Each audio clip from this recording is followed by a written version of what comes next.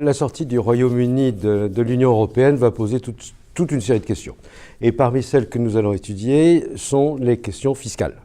Et comme il y a une foultitude d'impôts en France, au Royaume-Uni, toutes sortes de relations économiques entre les deux pays, vous avez un grand nombre de dispositions fiscales qui vont être impactées ou non par la sortie du Royaume-Uni de l'Union européenne.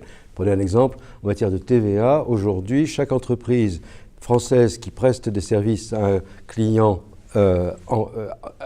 britannique ou vice-versa doit faire une déclaration d'échange de services portant le numéro d'assujetti à la TVA du prestataire, du preneur et le prix de la prestation. Le jour où le Royaume-Uni sortira de l'Union européenne, plus de déclaration de cette nature. Autre exemple, puisqu'on est en matière, on va examiner surtout les questions financières, en matière de dividendes. Pour les dividendes versés aux personnes physiques, la sortie du Royaume-Uni ne changera rien. En revanche, pour les dividendes payés par des sociétés françaises à des sociétés britanniques, dans certains cas, la fiscalité va changer, dans d'autres cas, elle ne va pas changer. Tout ça dépendra du taux de participation de la société anglaise dans la société française.